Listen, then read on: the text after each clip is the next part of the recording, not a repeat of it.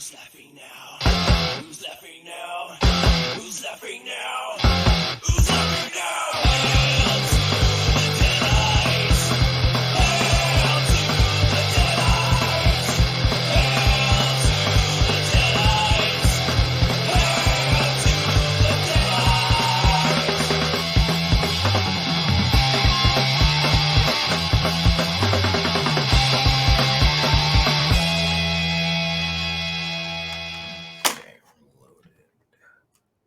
Oh, hello.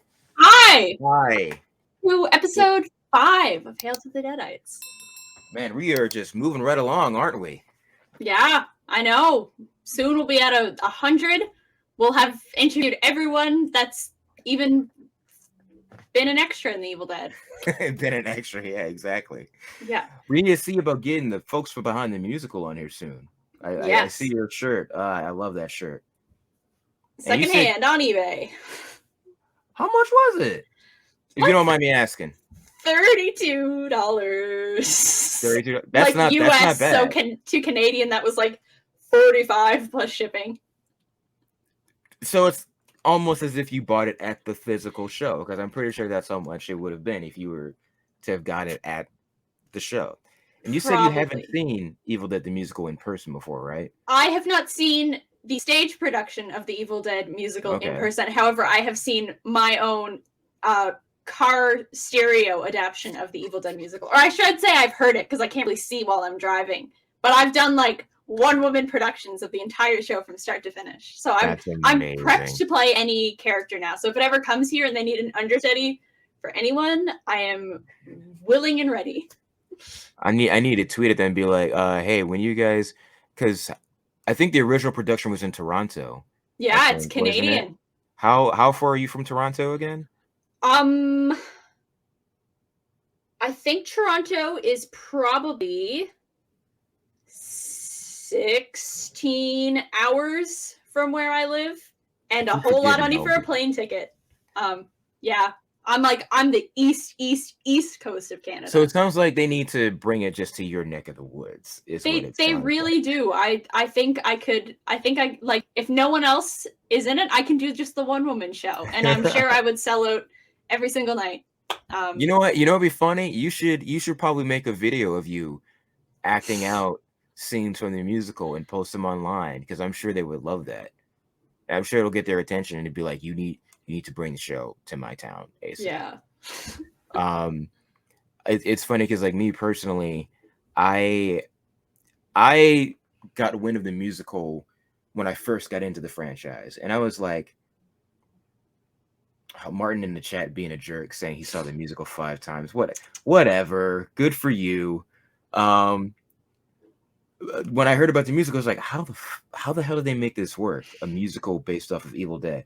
And then I found a recording of the original Toronto cast, and I was like, holy shit, they made it work. It was amazing. And that I wanted to see it in person for years. And it was funny, because every time it was around in person by me, I missed out on it. And then I ended up getting cast as Ash in the production, which I was like, how did this work? I hadn't seen it in person yet, and now I'm doing it in person. And then it was funny because my last night as Ash, Dorothy Tappert showed up. Rob Tappert's sister That's pretty cool. And like when I met her, she was all like, yeah, I've been wanting to see the musical for the longest time, but every time it came to town, it was like too far away. And I'm thinking, wait, you live in my neighborhood? I was like, that's so like wild.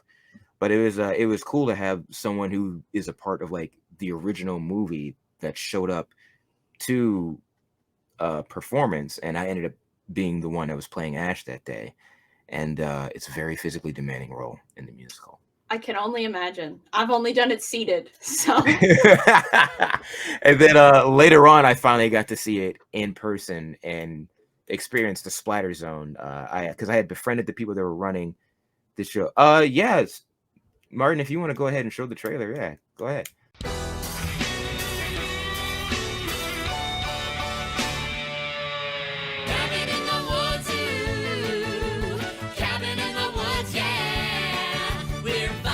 Students on our way to an old abandoned cabin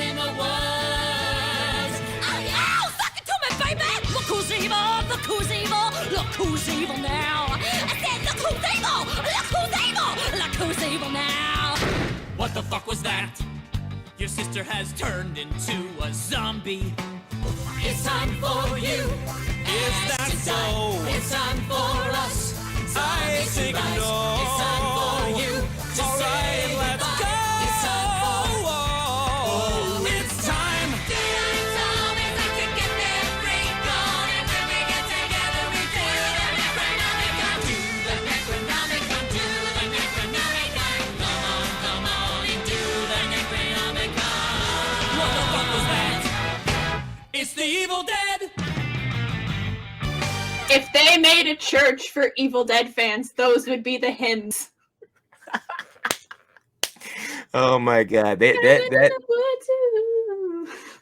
honestly, that song plagues me now because I've had friends, family, coworkers, and bosses who showed up to when I played Ash, and it's like almost every not even kidding, almost every other day since 2018, which is when I did the musical, I've heard that song being sung by somebody. When there was a cabin on the map for Fortnite, and I would ask my buddies, all right, where we're landing, one person would go, cabin in the woods, and another person would be like, ooh, and I'm like, you sons of bitches. So that song plagues me, just like the Evil Dead plagues Ash. Yeah.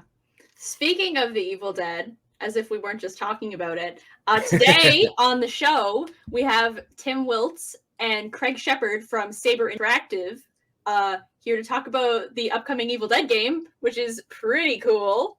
Very exciting. This is the first Evil Dead game since 2005, I think, according to this article I have pulled up. Yeah, I can't it's so cool that we're finally getting a nice full Evil Dead game, and all the characters are going to show up. We both have reaction videos for trailers for the game, and we're pretty psyched for it. I don't know if you've listened to the past 4 episodes, but we've talked about it every single week. New stuff that's come out. I think we have talked about it every single week.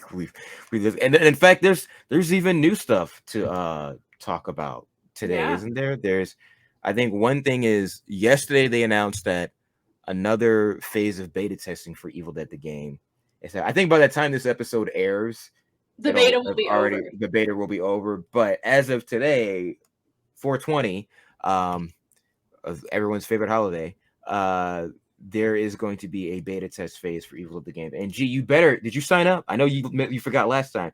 As soon as we wrap, I'm gonna go make an Xbox profile and sign up for it. You better. I better. I need a teammate with a mic to communicate with this weekend, so I will do my best. But yeah, this is also the first online Evil Dead game. There was a little 8-bit one that's removed from source material because it's just the characters' names. And then there was Hail to the King, which came out on PlayStation. Yeah, on PlayStation. I haven't played any of the other Evil Dead games. I have them legally on my computer. Yeah, and then Fistful of Boomsticks, and then that came to the PS2 and the Xbox. And it's just super exciting that we get a really cool, beautiful 4K Evil Dead game, and it's not all pixelated and it's gonna be so dope. And it's got cross-platforming. I almost said class platforming. Class platforming. That new word, class platforming. Yeah, the fact that it has crossplay is great. And as Martin said in the chat, it comes out on Friday the 13th, which is a perfect day for the game to come out. Going back to what you were saying before about the past couple of video games, I never played the original Evil Dead game, but I've watched gameplay of it. And for a old, outdated, simple game, I thought what they did was really unique. It was a top-down perspective. You play as Ash, and you're in the cabin, and you have to close doors and windows to stop the evil force from coming in and possessing your friends, and then you got to grab weapons and find them off. And I think the goal is you have to do enough for the book to show up, and then throw the book in the fireplace. Yeah. So it was from my perspective as a fan, I was like, that's pretty accurate to the source material, I feel like.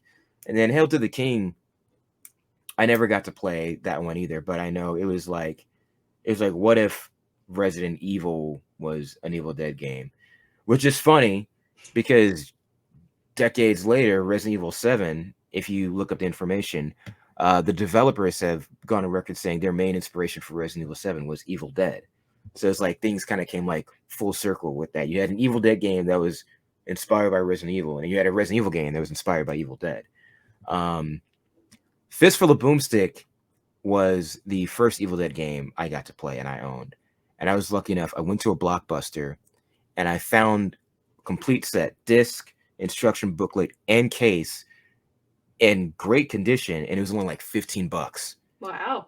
And this was back when I first got an Evil Dead, so I want to say 2009. Well, you said Blockbuster was still open, so that's obviously dating when you got into Evil Dead.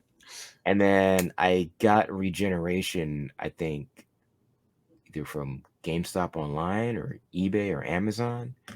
And maybe the last Blockbuster, Martin says.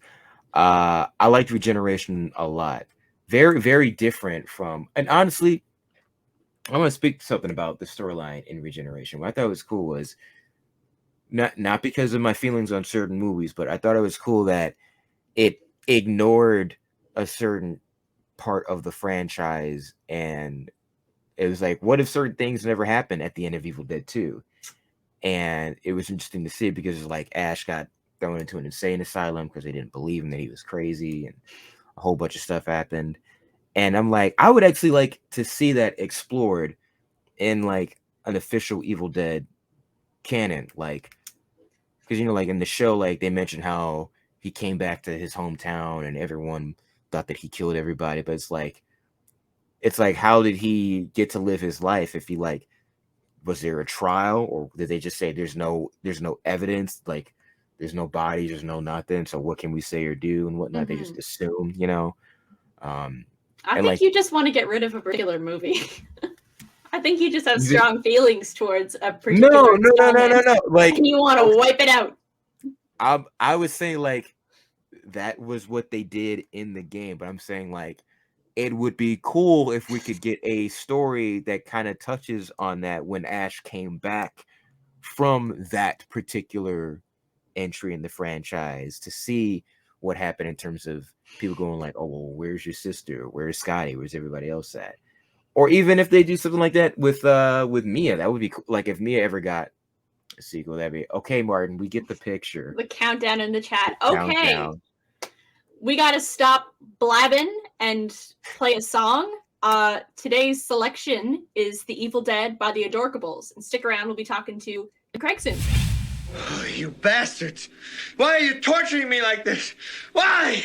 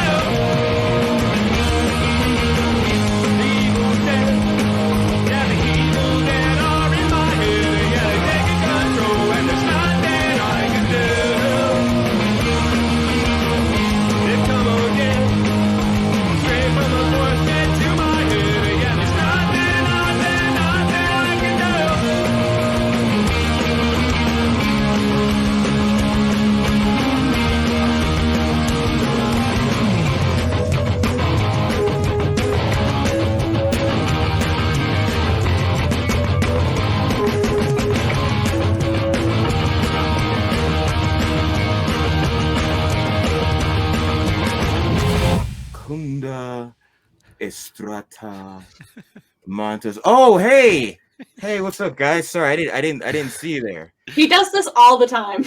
I've been trying to figure out what the right words are to get a Shemps here, and you know what? I think I figured it out. So, Oh, you know, yeah. Oh man, it's never too early for a Shemps. So I'm afraid to be here while you're saying that stuff. I might leave because bad news. You got a Shemps. Nice. man, these guys are hardcore fans. Seriously. Oh, I'm only like a low level fan. I don't know what you're talking about. Definitely not that hardcore. Really? At all. Not that hardcore. Yeah. At all. I don't know what you're talking super about. casual fans. Super casual fans. Super casual. Yeah, we don't know what you're talking about. That was gonna be fun. Yeah. So Tim, Craig, thank you for joining us. Thank you. For those who don't know, who aren't in the know, could you tell us a little bit about yourselves and how you guys are a part of Saber Interactive and whatnot for us real quick? Yeah. My name is Tim Willits. I'm the Chief Creative Officer here at Saber Interactive. I work with the development team on the very exciting and in-your-face Evil Dead game, and I work with my brilliant friend Craig as well. Oh man, that I need a break to absorb. Thank you, Tim. I am Craig Sherman, and I am the narrative director at Saber, and that means I get to work with Tim, and I it's basically the head writer. I wrote the everything in the game. Yes. Impressive. Yes, Craig is really the guy you want to talk to. I'm like the warm-up band. That is not true. So I have a quick question for you guys. How did you guys get into the business of game design and development? Like, what inspired you guys to get into this business, and how did you guys get your start with Saber? I'll start. So when I was this is a silly story, but I promise it's true. When I was a little kid, I always wanted to make video games, and I had like this laser focus. So way back in 1993, when the original Doom came out, I was fascinated that you could build your own levels. So I made my own Doom levels, and I got hired by id Software, and I worked on Doom and Quake and Wolfenstein and Rage and all those games. And, I became studio director at id Software, and I worked there for 25 years. And then I left to work be Saber's creative officer. So awesome. lots of things about, Doom, obviously, and Quake. There are lots of things that we added to that game that were inspired by the Evil Dead franchise. So the Evil Dead franchise has been a part of gaming and has been inspiration for games since the original movie. So it is more ingrained in video game culture and lore than I think most people even had ever realized. As a fan and a gamer myself, I'd have to completely agree with that. Like I got into Evil Dead kind of late, but once I got into Evil Dead, I started noticing all these other things that I was kind of a fan. I was like, wait a minute. I was like, that's from Evil Dead. That's from Evil Dead. That's from Evil Dead. So, yes. Yeah. How's your story, Craig? Oh, okay. So my background is that I used to work as a screenwriter, and about 11 years ago, I started working on a game for Saber. Our CEO is an old friend of mine, and it was great to work together, and have been writing stuff at Saber for the last 11 years. Saber was my first video game job and my only video game job. Nice. Yeah. It's really cool. So I guess the next question is, how did you guys get introduced to the Evil Dead franchise, and like what was sort of the inspiration behind turning it into this very awesome game that's coming out soon? So I need to give a shout out to our partner company, Boss Team Games. Boss Team, they are the shepherds of the IP and the relationship with the franchise holders. And as you know, there are many franchise holders, from Sam and Bruges to MGM to Lionsgate, Renaissance, And so, you know, we worked with Boss Team, and then through them we were able to you know, work with all those great talents, you know, and then develop the video game. And I can talk more about that later, but that's kind of how we got our start. With, you know, working, and we didn't originally start out by necessarily making an asymmetrical action horror game, but we took lessons that we learned from World War Z, which was, you know, massive success for us, which had that co-op, you know, playing with your buddies against, you know, hordes of zombies. So we took a lot of lessons from that, but we applied, you know, many other kind of game mechanics to this to create a very, very unique asymmetrical experience. That kind of like partially answered one of the other questions I had, which was how you guys came about to deciding on having this be the asymmetrical co-op and PvP/PvE game. Because I'm sure, as you guys are well aware, there are people that are like, we want story single player mode and whatnot. So so I would like to say that we have heard people that say that they don't always want to play multiplayer games. They, you know, asymmetrical games may be too intense. I mean, too intense and stressful for them. So for this game, at its core, it is a 5-person multiplayer game. But if you have just a couple of friends and you want to play the heroes and the survivors and just fight against the computer that's controlling the demon, you can totally do that. You don't need to jump online. You don't need to get beat up by some 12-year-old kid who's playing the demon. And if you're completely by yourself and you want to have fun, you can jump into the core experience, which allows you to play with AI friendlies, you know, against the computer. And then lastly, and then Craig will talk way more about this, but lastly, we have these kind of single player missions. It's not a campaign, you know, but there's these solo missions that allow you as a player to dive deeper into the lore. You know, we have some cool missions around some fun areas, and you can unlock some skins and some characters, and you can learn more about how we position the story. Okay. Yes, I can expound if you want. You want me to? Sure.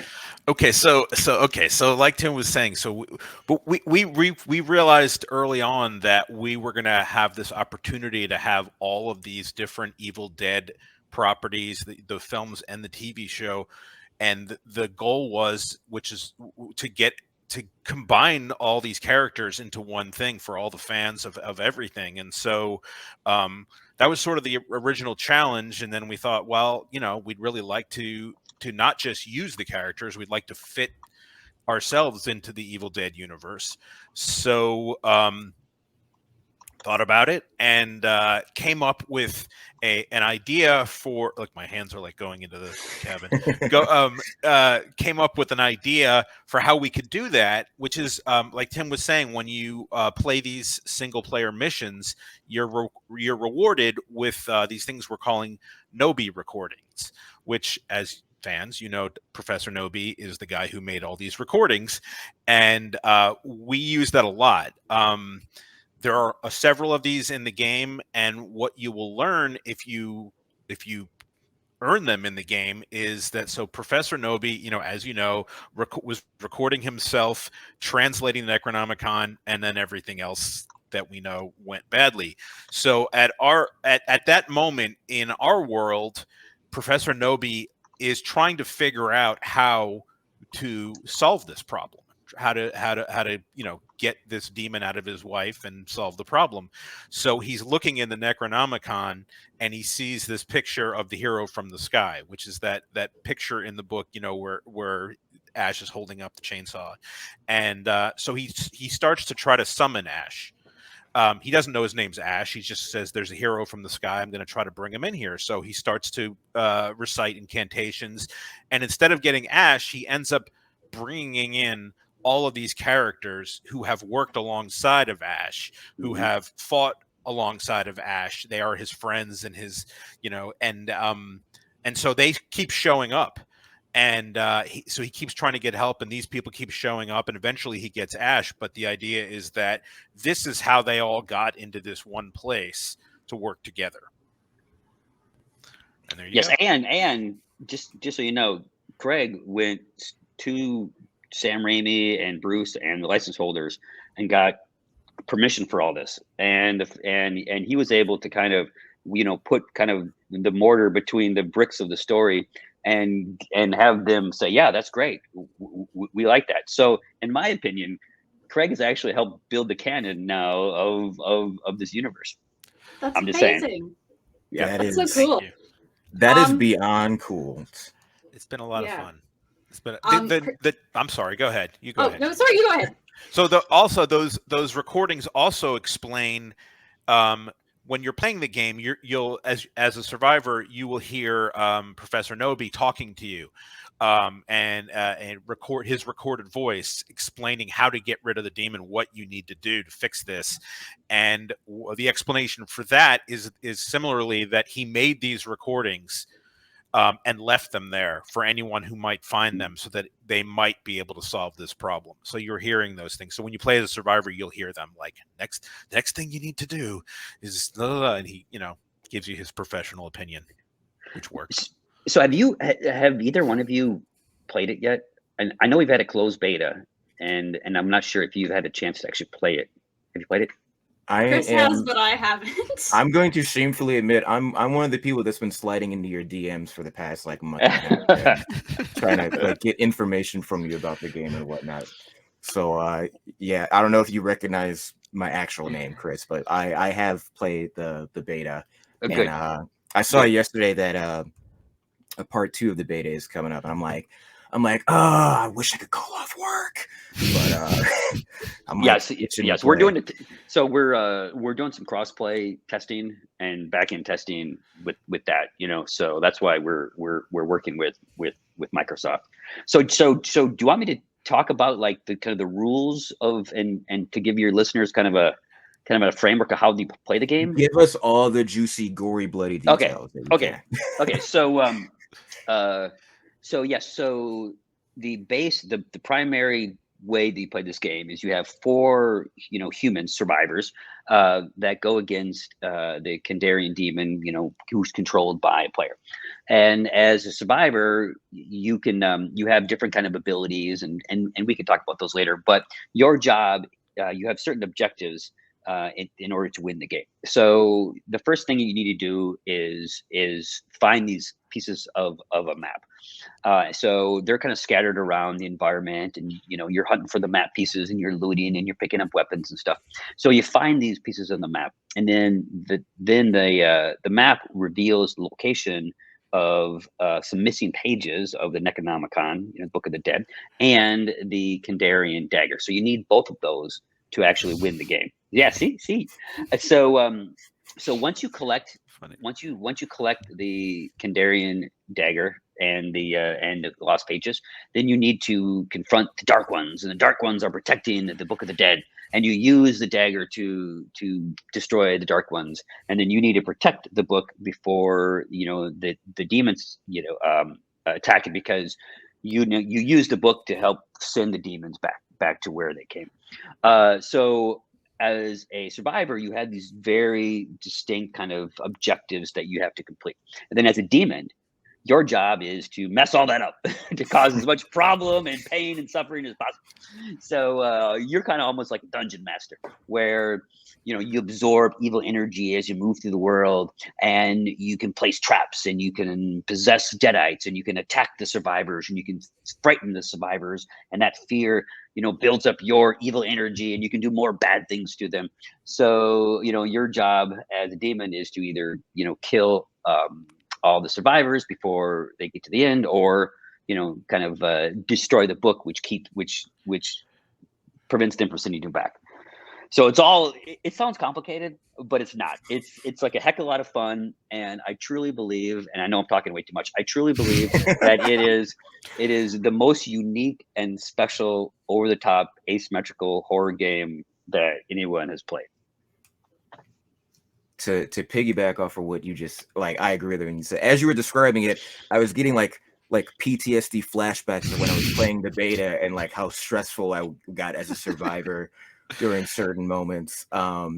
Especially Like I'm very glad that you guys didn't give a lot of information out before the beta was released, because I should have had my brown pants on the first time I got hit with the jump scare. And every time it happens, I get scared. I legit scream and whatnot. Like as much as I love horror, like I can still get got by jump scares. Like, for example, my favorite jump scare in the original Evil Dead is when everything goes quiet and then Cheryl bursts through the door to grab Ash. Gets me every time. I showed someone the movie for the first time last night, and they jumped because I jumped, basically, during that scene. And I've seen it dozens of times. So thank you, but also Gur for putting that in there.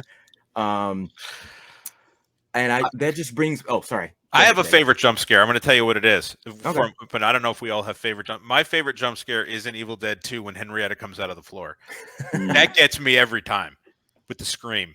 Yes. And Ash's scream. I love that. But yeah, we're thrilled that, I mean, we've played the game a lot, obviously, and I personally still jump every time that happens, and it's happened a lot. It's fun. I screamed during the tutorial. Oh, that's funny. That's funny. I'll when we're done, I'll tell you about it, since I know we can't like technically share stuff from the beta, but like you know what? We're all friends here. If you want to say something, that's fine. You have my permission. Okay. So, well, also because like I'll tell you the main thing I'm getting at later on, but in the tutorial, I was being a dork. I was like, well, I'm gonna play as Evil Dead 1 Ash because 40th anniversary, this, that, and the other. And it was when it shows you like the weapon rarity and when it explains like how health works and shemps. I grab a shemps, I'm just chilling, I'm reading the stats, I'm like, okay. And like I love the use of sound in this game because I got creeped out by like hearing the rats in the walls and the wood creaking. And I was like, oh, it's just the house is settling, I'm fine. So I heard something else, not realizing what it was until last minute. Out of frame, this Deadite comes out of nowhere and starts beating the crap out of me. I screamed. I was like, oh my God. Got the axe out, just started going to town, freaking out. And I thought I had it paused, and like 2 more Deadites came by. And I was like, oh, great. So yes. I don't think you can pause the game. I don't think you can either. Yes. I learned it the hard way. There is no escape. There is no escaping the Evil Dead. No pause. Pause is for babies. What was the inspiration behind like the jump scare thing? Because like I'm a person that gets jump scared so easily, so I'm ready to brace myself. But like, where did the idea to have that? Because I've never like seen that in any kind of game before. I don't know, Craig. Do you know?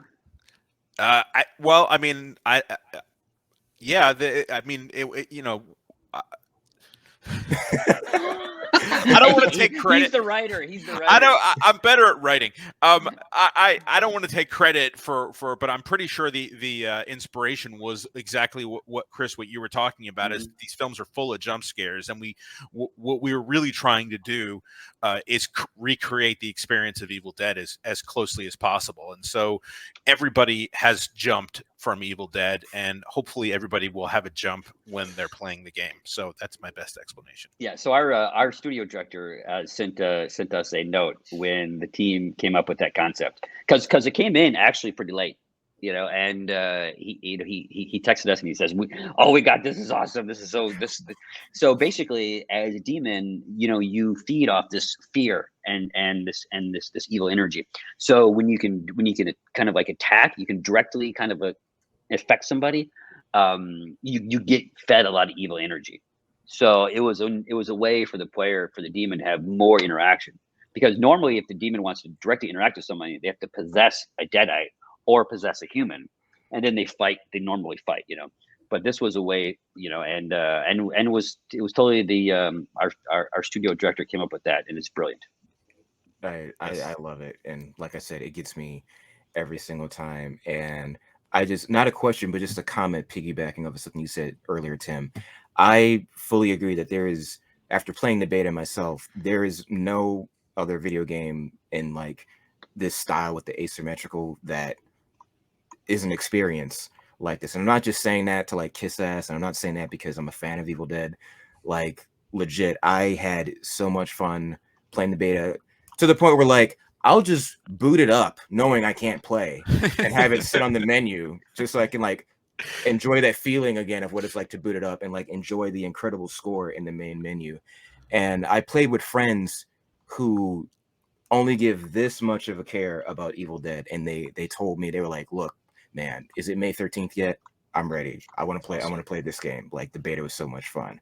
And I'm just like counting down the days and whatnot. So you guys succeeded on making what I think is the perfect marriage between a horror franchise like Evil Dead and doing the asymmetrical gameplay experience, because without naming other games, like we know like the market has quite a few games to offer that experience, and you know, people want to compare or like say they're getting tired. I think this is going to breathe new undead life into I like that into the genre, because I think you guys really do have something special here, and I can't wait for more people to play once it comes out. I know. I think that you know, for us, because this franchise is about Ash kicking ass with his friends, and they're kicking ass. And in a lot of other asymmetrical games, you hide in the shadows waiting to die. But in this game, you find weapons, you kick ass, you got glory kills, you're chopping heads off, you're pulling out spines, you're doing awesome stuff, you know, because that's what the movie is. And the shows and you know, the team really worked hard to recreate that in your face, gory, you know, combat that everyone just kind of loves. You know, and it's in that kind of spirit of Evil Dead. But if you're not an Evil Dead fan, bless your heart, we forgive you. I still believe that you will enjoy this game, because you don't. If you just want cool action in cool environments, playing with your friends, this is it. Agreed. I also want to give a shout out to our Madrid studio, and to specifically to Jesus, who's the head of the studio, who Tim was referencing before, because this was a lot of him. Cool.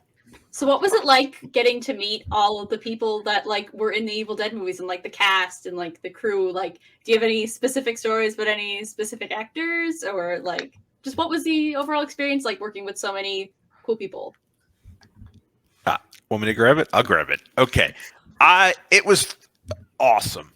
It was awesome. It was as awesome as you would expect it to be. I mean, we have the whole cast of the original film, the whole cast. So I got to meet all of those people and talk to them about, you know, obviously they had to read for their role. I know they had to perform their roles, but like, you know, I was geeking out. I mean, I'm going to be honest with you. I can't help it. So yeah, got to meet all those people, and you know, and a lot of actors from the different, you know, from the films and the television show, and Ray and Dana, you know, they were fantastic. It was so cool, because some of the people from the original film, you know, aren't that involved with this stuff anymore, but they all love Evil Dead still. After all these years, they still have like a very, you know, a big part of their heart in the franchise. And I don't know, I think it was just so exciting, and I was I think most surprised by how much some of the actors were really into their roles, like, you know, still really into their roles, so committed that, you know, years later they know the lines, you know what I mean? And a lot of actors don't get invested like that. They just do the job and they move on. But these people were all, you know, they were real. Tim, did you want to add on that at all? No. I mean, it was just, you know, me.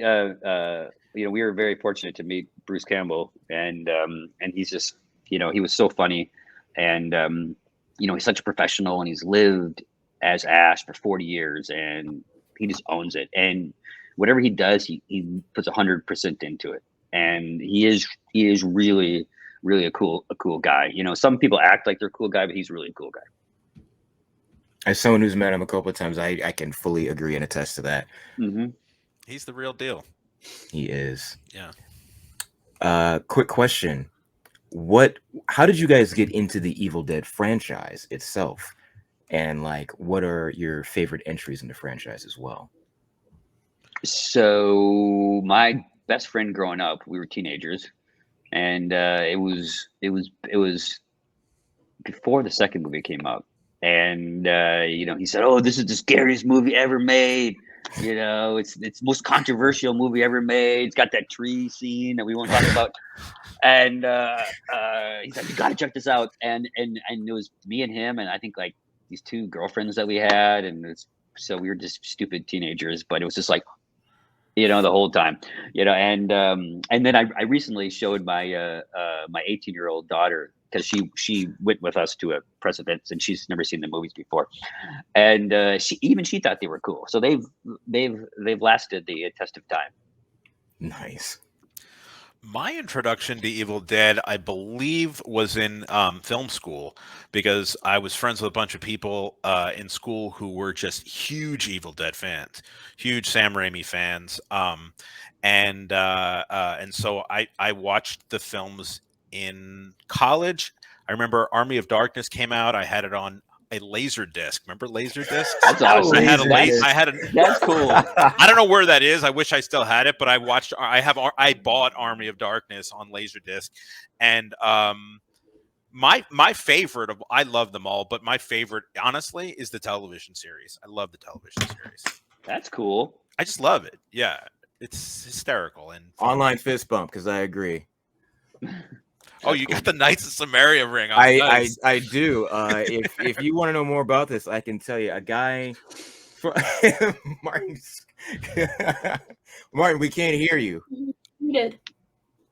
You're muted, Martin. I don't think he realized. I think he's doing that on purpose. Yeah, I just realized. No, seriously, I was amazed when I saw the ring. I was like, "Oh my god, he has it." Yeah, Pretty I didn't cool. know you didn't. I thought you knew that, Martin. No, I did not. So I'll give you, if you guys are interested, I'll give you more information later. But there's a sort of a private Facebook group of like-minded Evil Dead fans that are massive fans who collect a lot of the props, a lot of the screen use props, and are also prop builders. And one of them made molds and casts of the screen used Knights of Samaria rings, and a couple of us got them. So that's cool. And cool. the fact that Craig knew that is even more cool. Knights of Samaria, man. Well, like he said, his favorite entry is the TV series, and honestly, like I'd have to agree. For me, my favorite entry is the TV series. And if we were to talk about the movie specifically, it's really hard for me. I always say, for me, it's a three-way tie between the original Evil Dead 2 and the reboot. Like, those together are my favorites. But like, it depends on my mood. Like, lately, I've been in an Evil Dead 1 kind of mood. And like, I talked to Andy, and Andy was like, my favorite is Evil Dead 2. And I'm like, sometimes I'm in the mood for Evil Dead 2. It's like, it's like, I like them all so much. It's hard for me to narrow it down to just one. Gee, what's your favorite? It's a tie. I love to watch Evil Dead 2, but I'm a filmmaker myself. So when I watch the original Evil Dead, I just think about like all the shit they went through to get the movie made. And it's just like so inspiring. And I learned so much from the making of it. Yeah. We can swear in this. This is awesome. I didn't know that either. I was like, wait, shit. Yeah. Honestly, I was censoring myself because I realized I could kind of feel you guys wanted to, but you were censoring yourselves. But yeah, like, I didn't want to. Yeah. Real quick, let me give you a side note. Yeah. A big example of why you don't need to worry. When you get a chance, watch our interview with Dana. F-bombs left and right. Oh, really? Nice. Dana. Yes. I'm good. We're good then. Yeah, that's good. It's good. We can talk about Pink Fuck then. Yes, we can. There you go. Yes. So that's in the game how you level up your character by collecting. It's called Pink F in the game, but everybody knows it's Pink Fuck. Yeah, because that's from the show. So I laughed pretty hard when I saw that. Good, and all the characters have little comments about it, and some of them are like Dana's talking about how it makes your teeth tingle and stuff. Yeah, I noticed that. One more question I'm going to ask real quick, and then G, we'll take it to you real quick. But speaking of stuff like Pink Fuck being in the show and being added to the game, I was curious, like, what was your approach to taking iconic imageries and moments from the game from the movies and the series, and translating them to the game? Like for example, because I know certain things you can make it be like a 1-to-1 scale replica, and then other things you kind of have to alter in order to fit the parameters of a video game. So I was curious how you guys went about doing that with whatever it is you guys are allowed to discuss. Like, for example, for me, I was curious about how you guys would handle the evil force, because you never really see it. And without giving too much away, I was in a very terrifying scenario where I got separated from my team, who were jerks, and I was being attacked by the demon player, and I could tell they were chasing me, and I basically was recreating an Evil Dead 2, and he's running away into the cabin. I had a moment just like that. So, well, let me talk about the characters in that, and then Craig can talk about the locations, because it's important to talk about the locations. So one of the things that was very critical for us to do, especially because we had these multiple license holders and Sam and Bruce, of course, is to ensure that, you know, the characters and the weapons and some of the events were as close to realistic as possible. Like all our characters that, you know, if had to be approved by the actors, you know, all the weapons had to be approved by all the license holders, and you know, and the effect of the demon that you're talking about was very tricky. Because, you know, without giving it away, because I want people to be surprised, it's really cool when you play as a demon, because you immediately feel like you're the demon. But we use sound, you know, we use, you know, things can break in the world, as you saw. You know, you can possess things, of course. You know, when you jump into a tree and the tree goes, you know, scares people. So, so I think we did a good job, because you're right. It's hard. You never really see the Kandarian demon. You know, and when you play that character, it's like, wait, I got to play a character you never see? That's no fun. But I think we have enough kind of hooks in it that allow, because you know what the demon's on. Yeah. On top. Yeah, you do. Yes. It's challenging when you think about it. I mean, like what Tim's saying, you know, here's your antagonist, and you're not going to see them, and how is that going to work? And I can tell you that I'm still noticing things in the game when the demon shows up that happen. I mean, it's like, and you can hear it. There's no way to. It's just, I don't know. I feel like, and if Chris, did you play as the demon when you played? I'll be honest. I did the tutorial because I wanted to play. I worked the whole weekend, so I didn't have as much time as I would have liked. So I was like, I want to focus more on playing as Survivor. But like, I did do the tutorial for Okay, so you can see, like, I mean, like, it's as close as you can get to feeling like you're in one of those films with the way that it moves around. It's like we get a lot of big reaction when people see, they're like, "Oh, I'm in the movie." Yeah. So yes. We're talking about the demon. Yeah, I don't remember. Yes, but the areas. Can you? Oh, yes. And I want you to have a chance to ask you, because you were next. But yes. So obviously there's a lot of the cabin, which was obviously super important to have. It's so accurate. It's so accurate. I've actually taken screenshots and looked at them against the movies just to see how accurate it is. There's like picture frames in the right place. Everything's in the exact right place, which I love. Also, you're going to see, like, you know, Ash's trailer. You're going to see, you know, El Brujo's place. And, you know, I don't want to give away too much, but there's a lot of familiar places in there, and a lot of Easter egg type stuff, a lot of nods to things that fans are going to get. Yeah. Like, one more I'm going to say, that the gas station, for example, is Jake's Gas and Go, which you never see in Evil Dead 2, but the logo's on the side of his car, so that's in there. Awesome. I love that you guys like took on such a responsibility to like make sure that the fans were going to be happy with the game, and I think like the Easter eggs and stuff, like people are going to be so excited about that. So my final question for you guys is, who are you going to main once the game comes out, or like who are your favorite characters to play as?